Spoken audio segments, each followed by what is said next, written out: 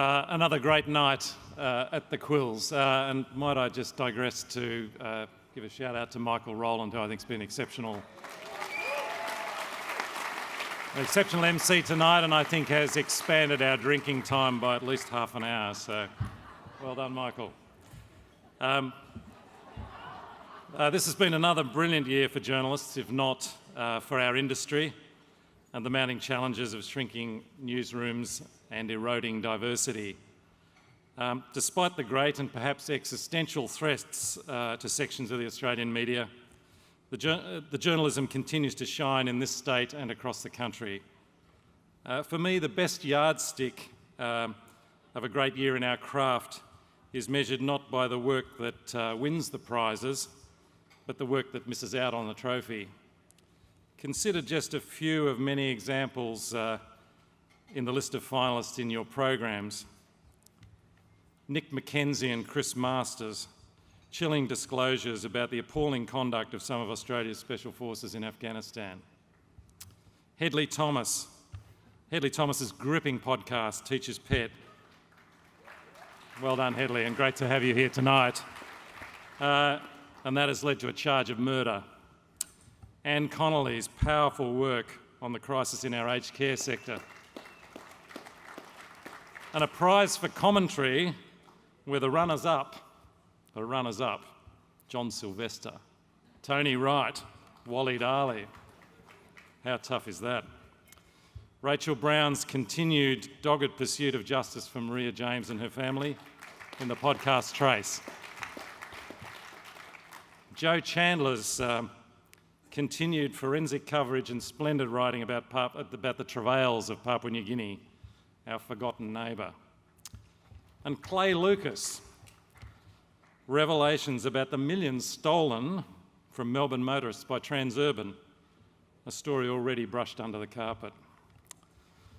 Congratulations to everyone. Yeah, that story deserved to run and run. Congratulations to everyone who's won tonight and everyone nominated as a finalist. The Melbourne Press Club is proud to support and celebrate your work. The Gold Quill Award is chosen from among the 28 individual Quill Awards. And I'd like to thank my fellow judges this year, Heidi Murphy and Tom Salem. Thank you also to principal sponsor Monash University and to Virgin Australia. And to announce the winner, please welcome again Professor Sharon Pickering.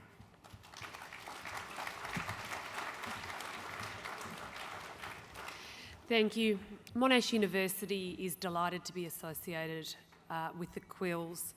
We are really committed to producing the next generation of great journalists and all of the great qualities that they bring to the production of great news in our world at a time when there is so much that destabilises that and challenges that. We're particularly proud of our Monash alumni among your many number here this evening, and my particular congratulations to the Student of the Year nominees and of course to Peter Bateman on his award. Again, it is a real pleasure for Monash to support great journalism, not only in Victoria but across Australia and around the world. Thank you.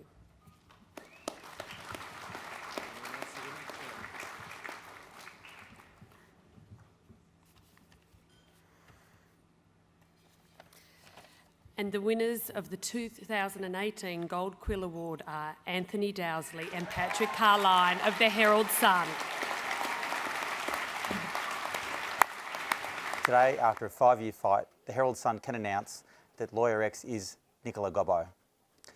It's been an extraordinary battle through the court system to find out about how a lawyer employed as people's barrister gave information to police. Anthony Dowsley's dogged 5-year pursuit of truth and public interest to reveal lawyer Nicola Gobbo's secret double life as a police informer exemplifies the very best of modern-day journalism. It was a blockbuster scoop. What we know about Lawyer X, now Nicola Gobbo, is that she was key to convictions for the gangland war, for the Piranha Task Force. Dowsley's work with Patrick Carlyon uncovered gross misconduct, the consequences of which will reverberate throughout Victoria's criminal justice system for years to come.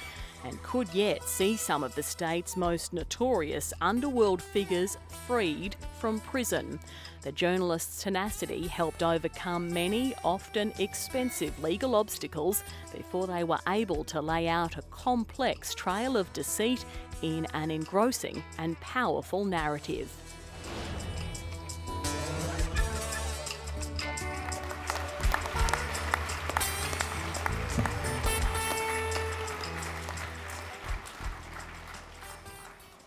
I was just saying to Mark before that I spent all my Jerry Maguire quotes, even obscure ones. I thanked everybody that I wanted to thank, but apart from that, there's the entire newsroom that I work with. I've been on police rounds all of my career. There's people like David Hurley and Anika and others who have been just a group of people that I've always loved working with on a round.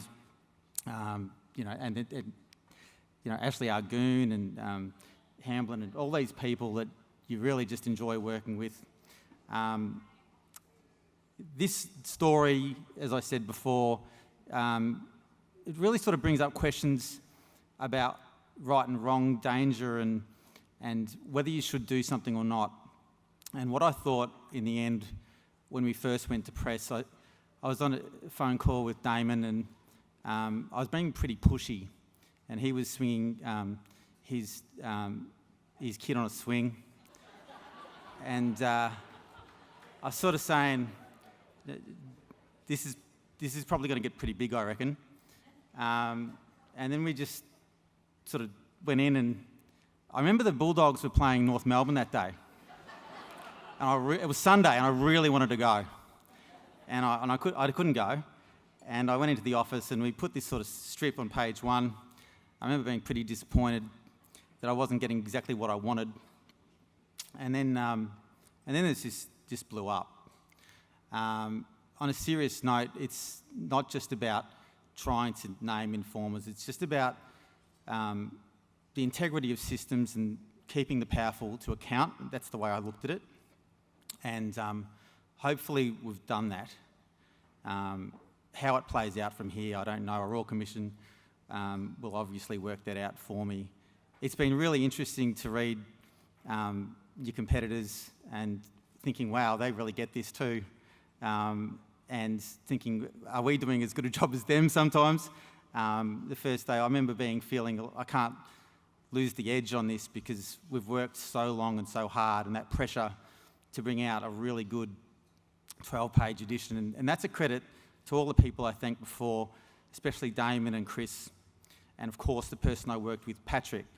And Patrick Carlyon and I went into a room in February of 2018, and we thought we'll turn this into chapters. And it was really his ability with words, much like his dad's, who's been wonderfully celebrated tonight, that he brought this to life in a way that I knew that I probably couldn't. And that's helped, and this is obviously half his, and he's been extraordinary, and I'd really just like to thank him for everything he's done as well.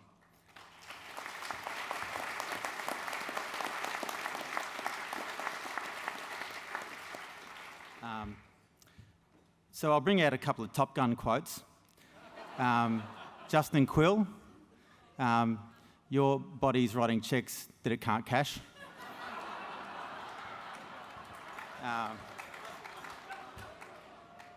Cocaine's a hell of a drug. Is that another one that someone remembers from that movie? I'm not sure. Need for Speed. But just thanks to everyone. My family's really important to me, and they've been really helpful through this time when it gets hard and when you're getting a lot of pressure, when you don't know how it's going to end up. And I just hope that in the end this turns out to be a story that makes a bit of a difference, and I'd like just to thank everyone for their support, and thanks a lot.